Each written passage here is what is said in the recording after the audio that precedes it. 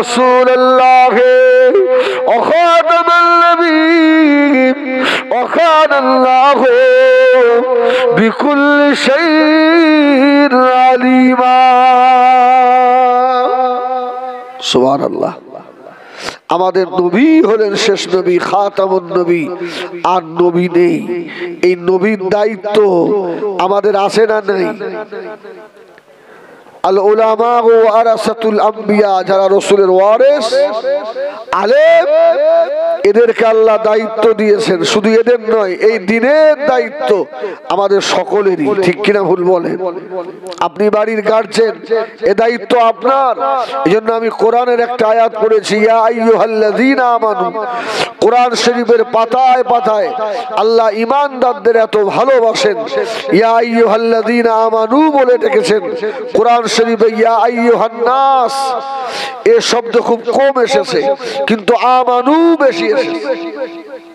আল্লাহ ঈমানদারদের ডেকে বললেন, কু আনফুসাকুম ওয়া আহলিকুম নারা, তুমি জাহান্নামের আগুন থেকে বাঁচো, তোমার আহাল আহলিয়া দিগকে বাঁচাও।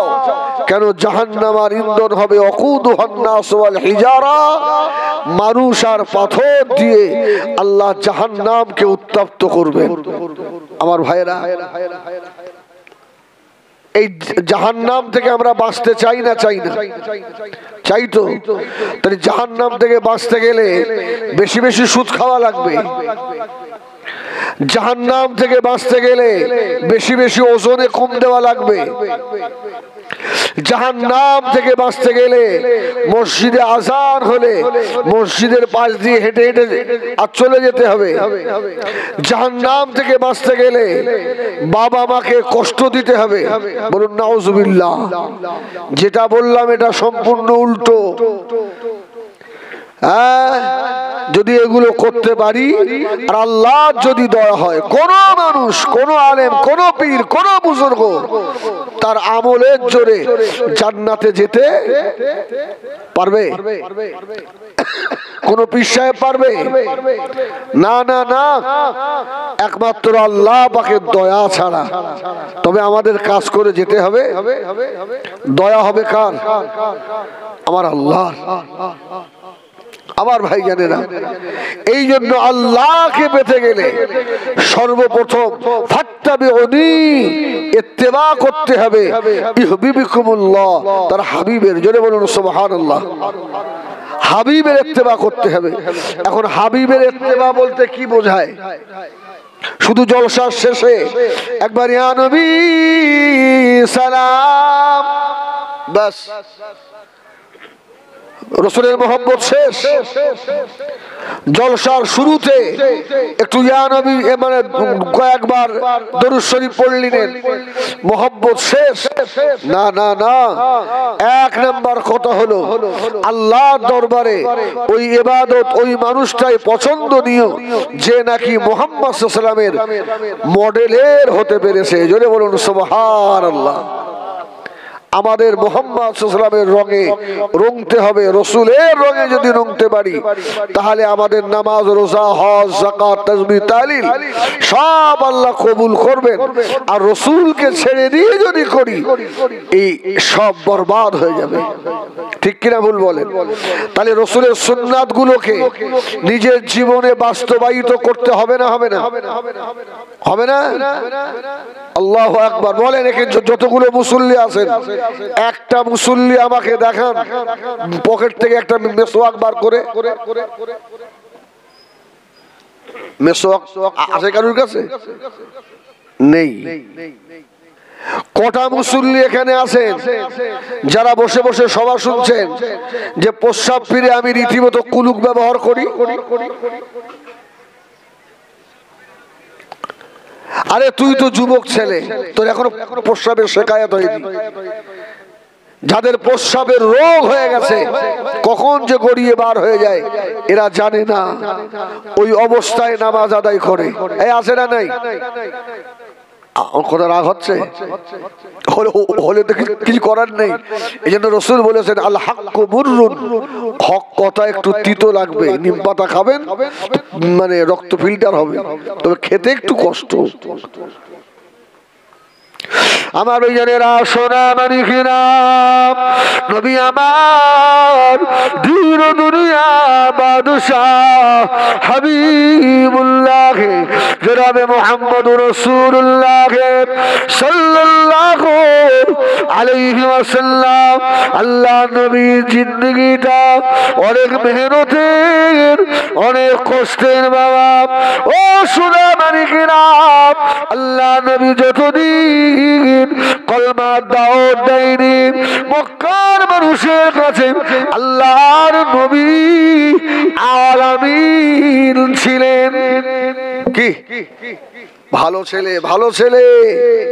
রাসূলুল্লাহ যেই বলল কুলু লা ইলাহা ইল্লাল্লাহ,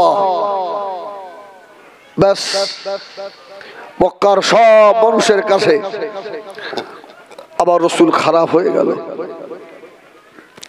ও আমার ভাইজানেরা সোনা মানিকেরা, নবী আমার দীন দুনিয়ার বাদশাহ জনাবে মুহাম্মদুর রাসূলুল্লাহ সাল্লাল্লাহু আলাইহি ওয়াসাল্লাম, নবী আমার মা হারালেন, বাবা হারালেন, দাদু হারালেন, চাচা হারালেন। আল্লাহ নবী আম্মা জান খাদিজাতুল কুবরা রাদিয়াল্লাহু তাআলা আনহাকে হারালেন।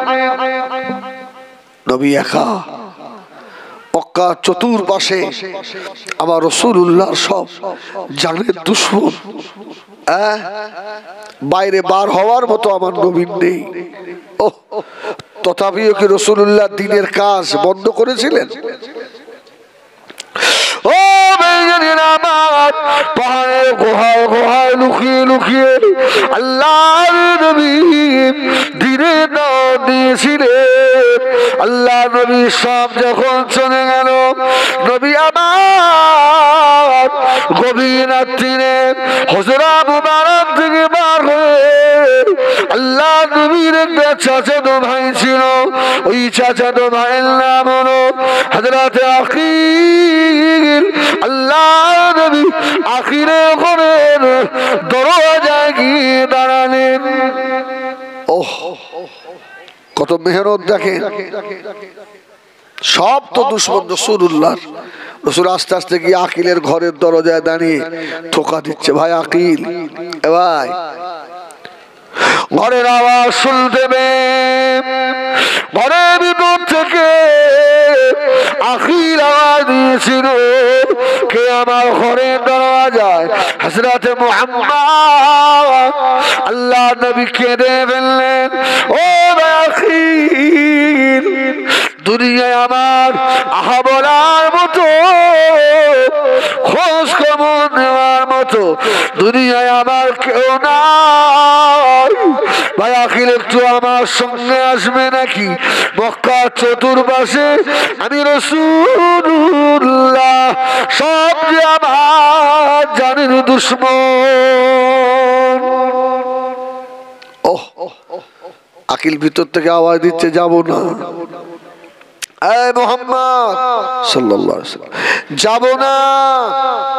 আমার রাসূলুল্লাহ তো ওকে না নিয়ে আসবে না। জোরে বলুন সুবহানাল্লাহ। রাসূল ঝরঝর ঝরঝর করে কাঁদছে, ভাই আকিল, কেউ নেই আমার, একটু আমার সঙ্গে এসো ভাই, একটু এসো। ও আমার ভাইজানেরা সোনা মানিকেরা, অনেক কথা বলা বলে হযরত আকিল ঘর থেকে বার হয়ে এলেন। নবী আমার আকিলকে বলেছিলেন, ভাই আকিল চলে ভাই, আমরা একবার মরুভূমির দিক থেকে ঘুরে আসি। আল্লাহ নবী ঘুরতে নিয়ে গেলেন। কিছু দূর যাওয়ার পরে আল্লাহ আমাকে কুদরতি কারিশমা আখিরের পানির পিপাসা লেগে গেল।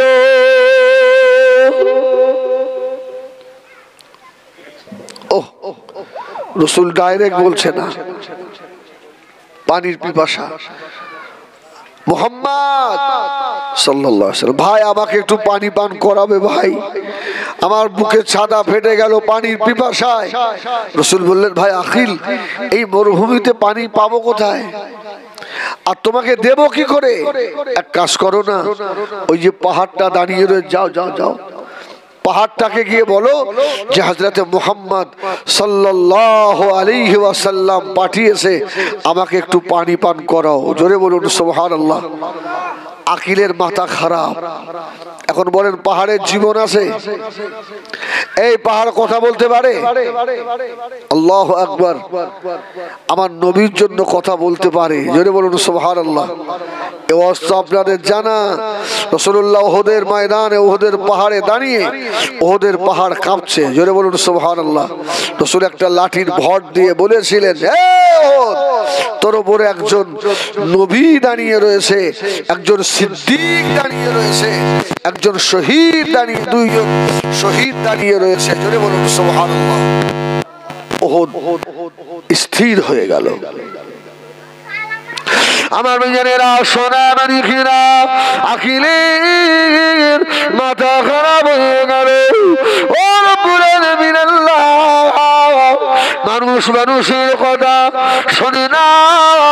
আমার ভাই মুহাম্মদ আমাকে ওই পাহাড়ের কাছে দিয়ে পাঠার, পানির পিপাসা সহ্য করতে না পেরে হযরতে আখিল আস্তে আস্তে গিয়ে পাহাড়ে দাঁড়িয়ে গিয়ে দাঁড়ালো।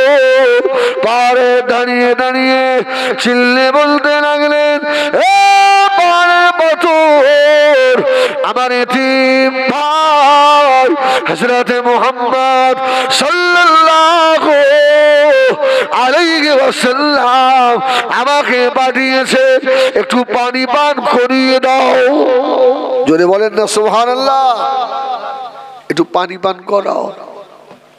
আমার রাসূলুল্লাহ ডাইরেক্ট বলছেন, উদউ ইলা সাবিলি রাব্বিকা বিল হিকমাতি ওয়াল মাউইদাতিল হাসানা। রাসূলুল্লাহ হিকমত কাজ করছে। জোরে বলুন সুবহানাল্লাহ। ওহ, আমার রাসূল দূর থেকে দাঁড়িয়ে দাঁড়িয়ে দেখছে, আকিল দূর থেকে রাসূলুল্লাহ দেখছেন। আকিল যেই বলেছে, আল্লাহ পাহাড়ের জবান খুলে দিয়েছে। জোরে বলুন সুবহানাল্লাহ। ও গরুর মুগুর মোল্লা বাড়া জানে না, মায়েরা বোনেরা বেটিরা, ওই সময় পাহাড়ের ভিতর থেকে আওয়াজ হয়েছিল, ও হযরতে আখিল, আমাদের নবী জনাবে মুহাম্মদুর রাসূলুল্লাহ সাল্লাল্লাহু আলাইহি ওয়াসাল্লামকে গিয়ে বলো, আমরা পানি দিতে পারলাম না, কেননা যেদিন আমাদের নবী বলেছিলেন, ইয়া আইয়ুহাল্লাযীনা আমানু কু আনফুসাকুম ওয়া আহলিকুম নারা ওয়াকুদুহান নাস ওয়াল হিজারা জাহান্নামাল নূর মানুষা পাথর। ওই দিল থেকে জাহান্নামের আযাবের ভয়ে কেঁদে কেঁদে আমাদের বুকের পানিগুলো সব শেষ হয়ে গিয়েছে। জোরে বলুন সুবহানাল্লাহ। কান্নার মানুষ আর আছে? এই কান্নার মানুষ আর বেশি পাওয়া যায়? আল্লাহু আকবার। এখন হাসি ঠাট্টা তামাশার মানুষ দুনিয়ায় বেশি না কম? বাংলাদেশে দেখেন না, যারা নাটক করে ওদেরকেও নবীর মেম্বারে উঠিয়ে দিচ্ছে। হচ্ছে না? হচ্ছে না? মারও খাচ্ছে। জীবনে ওদের শান্তি হবে না। বাংলাদেশ, ওরা জীবনে শান্তি পাবে না। আজকে কান্নার মানুষ দুনিয়ায় কম। গুনার কথা মনে করে কাঁদবে এ মানুষ নেই, খুব সীমিত, কম হয়ে গেছে। রাসূলুল্লাহ দাঁড়িয়ে দাঁড়িয়ে দেখে বললেন, দাঁড়িয়ে রয়েছেন, আকিল ছুটছে। রাসূল, আকিল কি খবর? বলছে, ভাই মুহাম্মদ সাল্লাল্লাহু আলাইহি সাল্লাম পাহাড় বলল আজকে আর পানি দিতে পারবে না। সুবহানাল্লাহ, সুবহানাল্লাহ। আকিলের তো মাথা খারাপ। ইস, যে ভাইয়ের কথা পাহাড়ের পাথর শোনে। শয়তান ইবলিস পিছন দিক থেকে লাথি মারতে লাগলো। ও হযরত আকিল, খবরদার, মুহাম্মদ রাসূলুল্লাহ সাল্লাল্লাহু আলাইহি ওয়াসাল্লামের কথা শুনে যেন ঈমান আলবিনা মুহাম্মদ বলে জাদুকার। আল্লাহ নবী আখিলকে বললেন, ভাই আখিল এবারে বাড়িতে ফিরে চলো। রাস্তায় আস্তে আস্তে বলছে, মুহাম্মদ সাল্লাল্লাহু আলাইহি ওয়াসাল্লাম আগামীকাল যেন আসবেন না। আগামীকাল আর আপনার সঙ্গে আমি যাব না। আমার রাসূল কাঁদছেন আর বলছেন, ভাই আখিল আমার কেউ নেই ভাই, আমি মুহাম্মদ একা, আমি যে এতিম, আজকে আমার পাশে আমার খাদিজাও নেই, তুমি একটু আমাকে গাইড করবে না? না, যাব না। আজকে তুমি যে আমাকে দেখিয়েছো, আগামীকাল নিয়ে গিয়ে আবার যে কি দেখাবে তার তো ঠিক নেই। জোরে বলুন সুবহানাল্লাহ। আবার যে কি দেখাবে। আস্তে আস্তে ইমানের দানা বাড়ছে ভিতরে। জোরে বলুন সুবহানাল্লাহ। এই জন্য আমি অনেক জলসায় বলি, এই যুবকেরা 5 ওয়াক্ত না পারো অন্তত মসজিদে 1 ওয়াক্ত করে নামাজের ভিতরে আল্লাহ আমার মোহাব্বত রেখেছে। 5 ওয়াক্ত পড়তে, 1 ওয়াক্ত পড়তে পড়তে একদিন ওই ব্যক্তিটা 5 ওয়াক্তের মুসল্লি হয়ে যাবে ইনশাআল্লাহ। ঠিক কিনা ভুল বলেন? আর মুসল্লি বাড়বে কি? মসজিদে কিছু বুড়ো মুসল্লি থাকে, রাগ করবেন না, আপনাদের মোল্লা পাড়ায় সব ভালো আলহামদুলিল্লাহ। মসজিদে যুবক ঢুকলে এদের মাথায় যেন বাস পড়ে, এরা সহ্য করতে পারে না। যুবকগুলোকে কি করে মসজিদ থেকে বার করা যায়? রাসূলুল্লাহ বললেন, যত বুড়ো এরা আমার দ্বীনের শত্রুতা করেছে, আর যত যুবক এরা আমার দ্বীনের সাহায্য করেছে। জোরে বলুন সুবহানাল্লাহ। এই জন্য একটু হিকমত খাটাবেন, বুঝছেন? আমার বেজনেরা, সোনা মানিকেরা, নবী আমার দয়ার নবী পরের দিন আবার সকালে আস্তে আস্তে চলে এলেন আখিলের ঘরে। দরজায় দাঁড়িয়ে নবী আমার ডাক দিলেন, ভাই আখিল দাঁড়িয়ে আছো নাকি? ভিতর থেকে আওয়াজ হলো, যাবো না যাবো না ও হযরত মুহাম্মদ, যাবো না। আল্লাহর নবী পাগলের মতো কাঁদতে লেগেছে। আমার দুনিয়ায় মা নাই, আমার আব্বা নাই, আমার আবরার মতো কেউ নাই। ভাই আখিল মক্কা চতুর্পাশে আমি রাসূলুল্লাহ, সব আমার জানের দুশমন। আল্লাহ নবীর নূরের চোখের পানি দেখে আর থাকতে পারি না। আখিল আস্তে আস্তে বার হয়ে চলে এলো। জোরে বলে না সুবহানাল্লাহ। আপনাদের অসুবিধা হচ্ছে? অসুবিধা হচ্ছে? একটু তাকবীর দাও না, নারায়ে তাকবীর। এই জোরে বলো না, নারায়ে তাকবীর।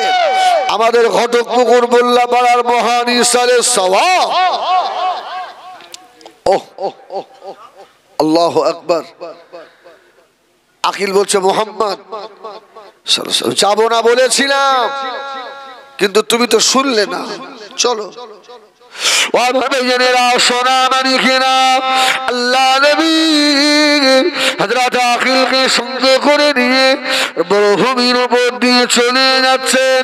ও বেজানেরা, কিছু দূর যাওয়ার পরে হযরত আখিলকে আল্লাহর নবী বলেছিলেন, ও আখিল দাঁড়িয়ে যাও, আমি রাসূলুল্লাহ একটু কাজে হাজত ইস্তিলজা করব। রাসূলুল্লাহ ইস্তিনজা যাবে। আকিল বলছে, আমি দাঁড়িয়ে দাঁড়িয়ে দেখছি আমার দয়ার নবী আস্তে আস্তে আগে গিয়ে মরুভূমির বালুগুলো টেনে টেনে সম্মুখে দেওয়াল করছে। জোরে বলুন সুবহানাল্লাহ। একটু উঁচু করছে। হযরত আকিল পিছন দিক থেকে আওয়াজ দিল, ইয়া রাসূলুল্লাহ, ইয়া হাবিবাল্লাহ, কে তো সম্মুখে নাই, মরুভূমি আর মরুভূমি, কেন বালু উঁচু করছেন? আল্লাহ নবী বলেছিলেন, ও ভাই শুনে রেখে দাও, আমি রাসূলুল্লাহ যে কোনো ফাঁকা জায়গায় প্রসাব ফিরতে পারবো না, একটু ঘিরে দিলাম। আল্লাহ নবী একবার শুধু বললেন, আশপাশের খেজুর গাছেরা তোরা উঠে উড়ে এসে আমি রাসূলুল্লাহকে ঘিরে ধর। জোরে বলুন সুবহানাল্লাহ। হাদিস পাকে এসেছে ছোট ছোট খাজুরের গাছগুলো, আকিল বলছে আমি দাঁড়িয়ে দেখছি সব মানুষের মতো হেঁটে হেঁটে এসে আল্লাহর রসুলকে ঘিরে ধরেছে। জোরে বলুন সুবহানাল্লাহ। রসুলের কথা খাজুর গাছে শোনে, পাহাড়ের পাথরে শোনে, রসুলের একদল উম্মত শোনে না। আছে না নাই? আমি বলি যেভাবে পার্টির জন্য স্লোগান তুলি, যেভাবে মেহনত করি, ক্যাম্পিং করি, যদি এক একটা মুসলমান এইভাবে দায়িত্ববান হয়ে যেত, তা'মুরুনা বিল মা'রুফ ওয়া তানহাউনা আনিল মুনকারের, খোদা কি কসম ঘটকপুকুর মসজিদে জায়গা হতো না। হতো? এই জন্য আল্লামা আবুল আয়েশ সামারকান্দি রাহমাতুল্লাহ আলাইহি তার কিতাবে লিখেছে, এই জাতির উপরে অতদিন শান্তি আসবে না যতদিন না মসজিদগুলোতে ফজরের নামাজে জুমার মতো লোক না হবে। এই ফজরে লোক বেশি হয় না কম হয়? এই জোরে বলে কম হয় না? যে কটা বুড়ো মুসল্লি রাত্রিতে ঘুম হয় না, হ্যাঁ, সর্দি কাশির অ্যাজমা রুগী, এরা সব গিয়ে বসে আছে। আর আমার মতো যুবক গুলো যায় না, যায় না। এই জন্য আবুল আয়েশ সামারকান্দি বলেছেন, মসজিদে যতদিন ফজরে জুমার মতো লোক না হবে, এই জাতির কপালে শান্তি ফেরা মুশকিল। রাসূলুল্লাহ বললেন, এই খাজুর গাছের আয় আমাকে ঘিরে ধর। সব এসে ঘিরে ধরেছে চতুর্পাশ।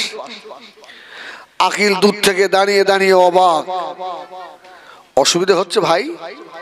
অসুবিধা হচ্ছে? ও বড় ভাই অসুবিধা হচ্ছে ভাই? হয়নি তো? হ্যাঁ দেখেন, এই দেখেন আপনারা কম বেশি আমার ঘটকপুর এলাকায় আমার দাওয়াত কম নয়। আমি কালকে আপনাদের এই চাঁদপুরে সভা করেছি, আপনারা সব কম বেশি জানেন। আমি হিজবুল্লাহ বাজে কথা বলা ছেলে নয়, আল্লাহ মাফ করেন। হ্যাঁ, খাল ধারে, হ্যাঁ, একটাও বাজে কথা বলবো না ইনশাআল্লাহ। যতটুকু বলবো ইশকের সঙ্গে বলার চেষ্টা করবো, না লেবে চলে যাও ভাই। কারণ আমার পীর আল্লামা কালিমুল্লাহ হুজুর রহমাতুল্লাহ আলাইহি আমাকে বলেছিলেন, কোচি একটা ওসিয়ত করে যাই, শুনে নাও, কোনদিন রাসূলুল্লাহর মেম্বারে বেয়াদবি করবে না। কারণ আমার রাসূল ইচ্ছা করলে মদিনা রওজায় আতাহার থেকে এই মাহফিলটা রাসূলুল্লাহ দেখারও ক্ষমতা রাখেন। সুবহানাল্লাহ বলে। এই নবীর দেখার ক্ষমতা আছে না নেই? আল্লাহওয়ালা যারা হয় এদের জন্য তাম পৃথিবীটাকে আল্লাহ সংকুচিত করে দেয়, ছোট করে দেয়। এরা ইচ্ছা করলে তাম পৃথিবী দেখার ক্ষমতা রাখে। জোরে বলুন সুবহানাল্লাহ। ও আকিল বলছে মুহাম্মদ সাল্লাল্লাহু আলাইহি ওয়াসাল্লাম একই অবস্থা। রাসূলুল্লাহ ইস্তেনজা করলেন, করে বললেন চলো বাড়ি চলো, আজকে অন্যায়। ও আমার মেয়েরা, সোনা মানিকেরা, আখিলের কলিজার ভিতরে তোলপাড় শুরু হয়ে গেল। আল্লাহ পাক আমার বাপ বড় ভাই, মা বড় ভাই হযরত মুহাম্মদ সাল্লাল্লাহু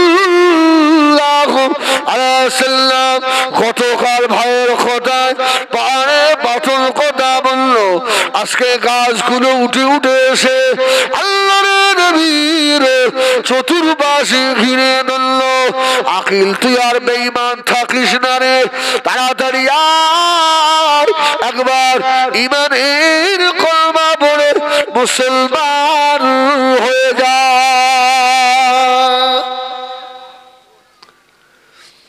শয়তান তো আমাদের প্রকাশ্য দুশমন।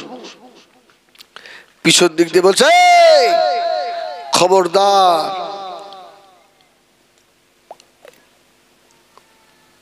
বক্সের সাউন্ড কি খুব জোর লাগছে? হ্যাঁ, আমি বুঝতে পারছি আপনাদের জোর লাগছে, কিন্তু আমার তো শেষ করে দিচ্ছে। এই ভাই মাইক ম্যানেরই খুঁজে পাইনি জানেন, দুবার তুই এত শেষ করে না, ও দুবার তিনবার ডেকেছি ওরে, না শ্রোতার অসুবিধা করে সভা করা যাবে নাকি? আপনারা যদি, আপনাদের যদি কষ্ট হয়, যদি আপনারা উঠে সব বাড়ি চলে যান, তাহলে আমি একা একা বকে কি করবো? দরুদ শরীফ আল্লাহুম্মা জলসায় ওই মনিটর দিতে আবার শুনতে না, মানে কষ্ট হয় না, একটু আসতে বলতে কষ্ট হয়।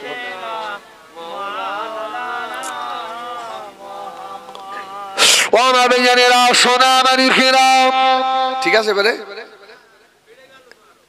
আইস পাগল, আরো বেড়ে গেছে।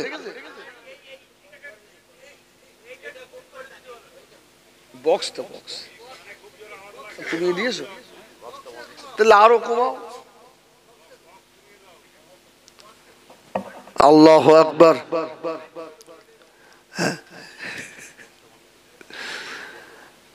বুঝতে পারছি কষ্ট হচ্ছে আপনাদের। দরুদ শরীফ আল্লাহুম্মা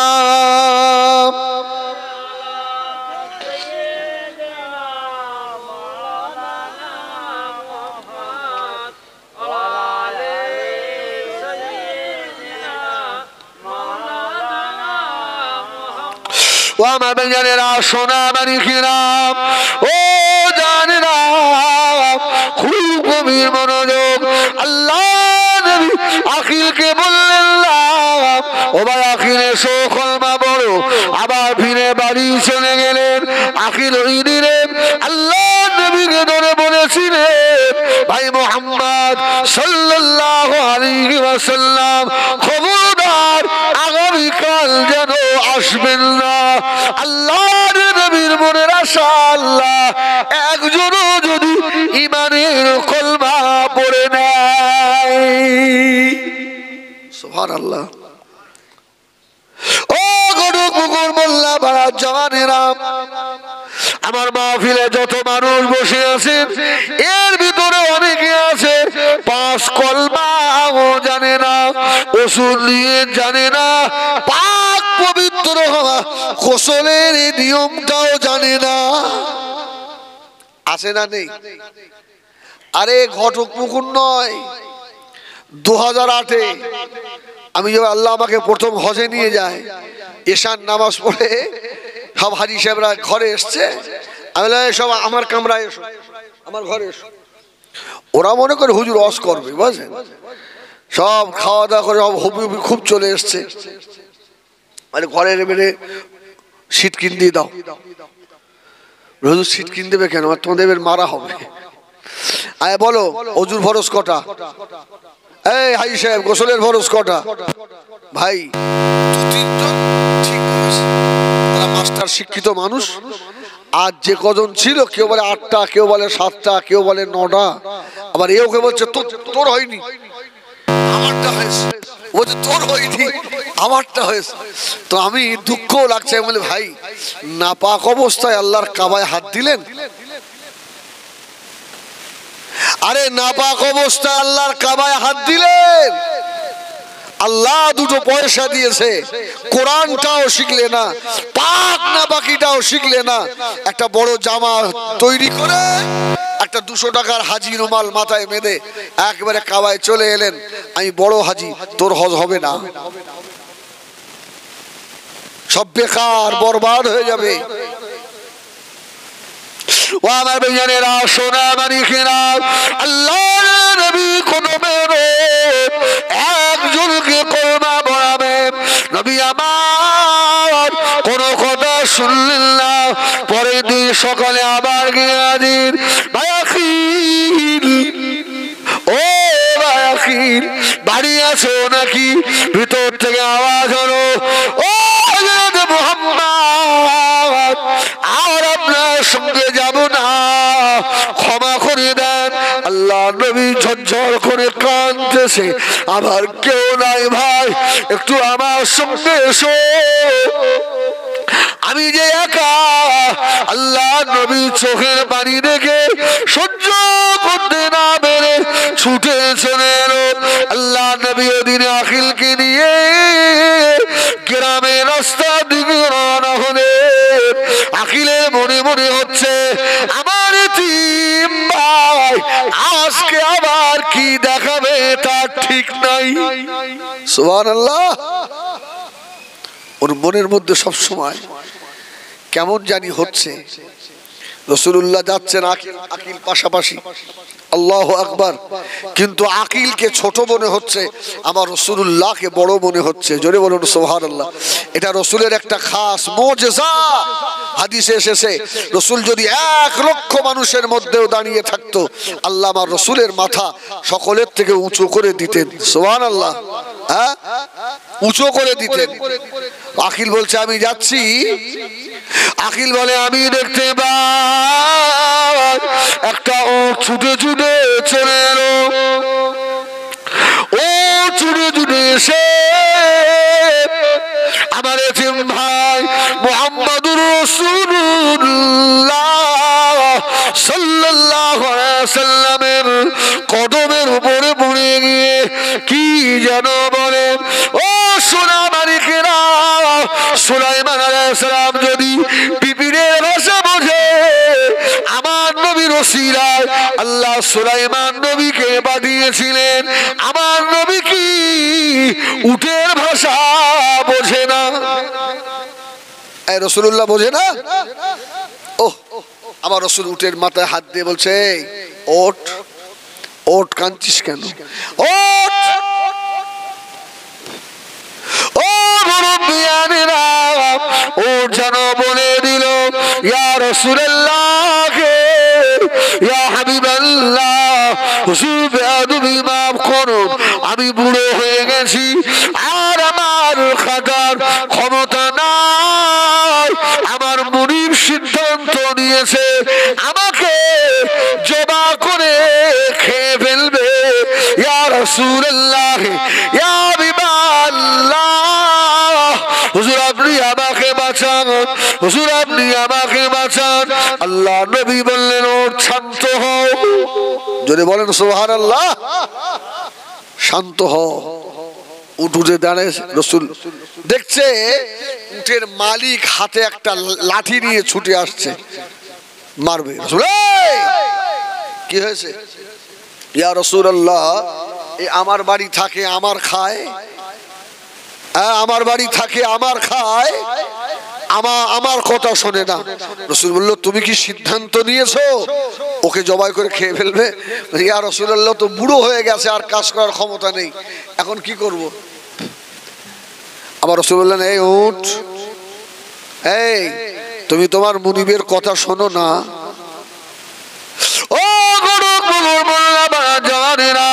ওই সময় উঠে সাবার খুলে গেল। উঠ ওই সময় বলেছিল, ইয়া রাসূলুল্লাহ, ইয়া হাবিবাল্লাহ, আমার মুনিব যদি আমাকে মারতে মারতে মেরেও যদি ফেলে দেয়, আমি ওর কথা শুনবো না, কেননা আমার মুনিবের মুনিব ও আমার আল্লাহকে সাজদা করে না। আল্লাহ নবীর নূরে দুটো চোখে পানি এসে গেল। আখের পাখির পাশে দাঁড়িয়ে অবাক হয়ে গিয়েছে। বাবা, পাহাড়ের পাথর কথা বলে গাছগুলো উঠে আসে, উঠেছে আল্লাহ নবীর সঙ্গে কথা বলে। ওই সময় আখির আল্লাহ নবীর কদম মোবারক জড়িয়ে ধরেছিল। ইয়া রাসূলুল্লাহ, ইয়া হাবিবাল্লাহ, হুজুর বেয়াদবি মাফ করুন, ক্ষমা করুন, অনেক দুঃখ দিয়েছি, অনেক কষ্ট দিয়েছি ইয়া রাসূলুল্লাহ, আর কষ্ট দেব না। আপনি হলেন আখির জামানার নবী। জোরে বলে ইয়া রাসূলুল্লাহ, ইয়া হাবিবাল্লাহ, হুজুর আপনার নূরের হাত বাড়িয়ে দেন। আল্লাহ নবী নূরের হাত বাড়িয়ে দিলেন। আখিল পড়েছিলেন কলমা লা ইলাহা আর রাসূলুল্লাহ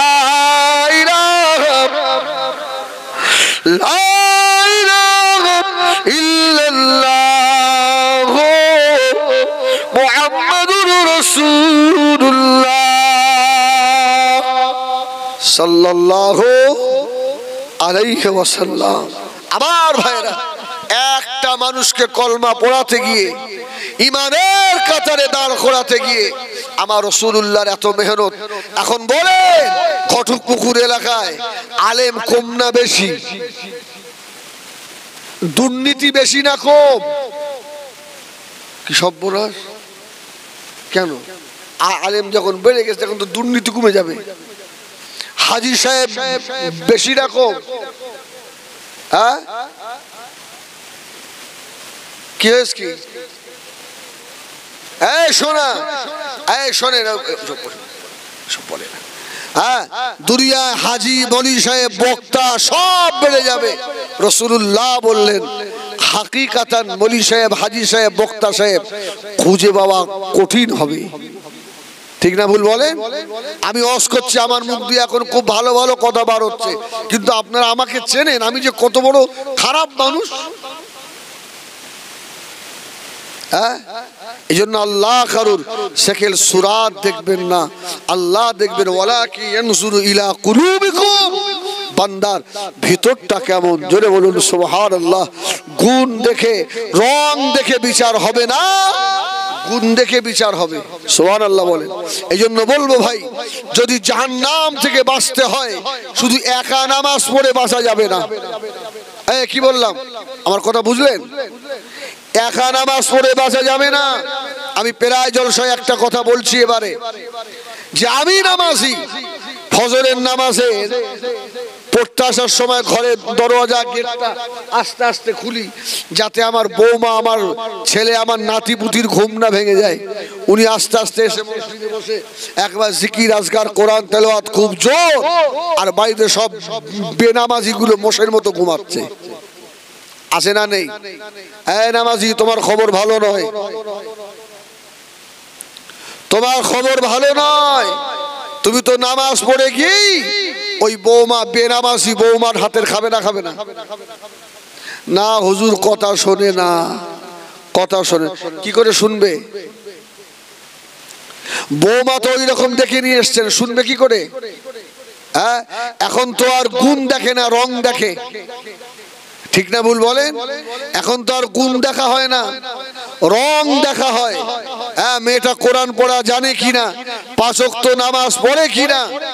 আগেরকার মুরব্বীরা, আমি বলি, যেসব যুবকগুলো এখনো তোমাদের বিয়ে হয়নি, তোমরা মেয়ে দেখতে যাওয়ার সময় বন্ধুদের নিয়ে যেও না, তোমার দাদুকে নিয়ে যাবে, তোমার নানাকে নিয়ে যাবে, গ্রামের বয়স্ক মুয়াজ্জিন, বয়স্ক হাজী সাহেবটাকে নিয়ে যাবে। এই আমি কথা খারাপ বললাম? ওই যুবক ছেলেটা দেখবে অন্যরকম চশমা পরে, কালো চশমায় দেখবে ও। হ্যাঁ, আর তোর দাদু ঠিক চশমা দিয়ে দেখবে। এ তো গিয়ে দেখবে চুলটা কেমন, রংটা কেমন, নাকটা কেমন, মেয়েটার পায়ের আঙুলগুলো কেমন, আর তোর দাদু দেখবে মেয়েটার গুণটা কেমন। ঠিক না ভুল বলে? হ্যাঁ, আগেই জিজ্ঞেস করবে, মা তুমি কি কোরআন পড়তে পারো? কোরআন পড়া জানো? আজকে আমাদের বাড়ি থেকে রহমত উঠে গেল কেন?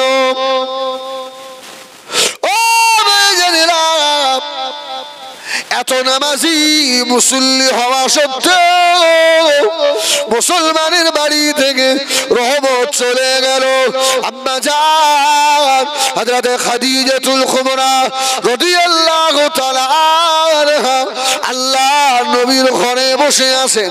আল্লাহ নবী গিয়ে বললেন, ও বিবি খাদিজা, আমার মনে একটা সন্দেহ হয়। এই আমার দিকে, সুবহানাল্লাহ। আমি আর আধা ঘন্টা মতো থাকবো, একটু দাওয়াতের গোলমাল হয়েছে জানেন। এখানে আমাকে লিখিয়েছে 8টা 10টা। আসার পরে তবে কমিটির ছেলেগুলো খুব ভালো, আমাকে বললো হুজুর ভয় নেই, আপনাকে 10:30টায় ছেড়ে দেবো। আর 10:30টায় আমার দাওয়াত রয়েছে পাটকেল পোতা। আমি বললাম ভাই খুব সমস্যা হয়ে যাবে। যাই হোক, ভাইদেরকে একটু তো দেখতে হবে। সেই দিকে তাকিয়ে আমার ভাই আর অল্প সময় থাকবো। সোনামানি তো রবিবাগ বসা। রসুল বললেন, খাদিজা আমার কাছে একজন মানুষ আসে জানো, আমি চিনতে পারি না উনি কে। খুব গভীর মনোযোগ। তো রসুল বললেন খাদিজা, আমি মানুষটাকে চিনি নি। রসুল বললেন খাদিজা বললেন ইয়া রাসূল আল্লাহ, এবারে যখন আসবে আমাকে বলবেন, এবারে যখন আসবে আমাকে বলবেন। ও আমার ভাইজানেরা, সোনা মানিকেরা, নবী আমার দয়ার নবী বসে রয়েছেন। হযরত জিবরিল আমিন আলাইহিস সালাম আসতে লাগলো। আল্লাহ নবী বললেন, ও বিবি খাদিজা, ওই সে মানুষটা আসে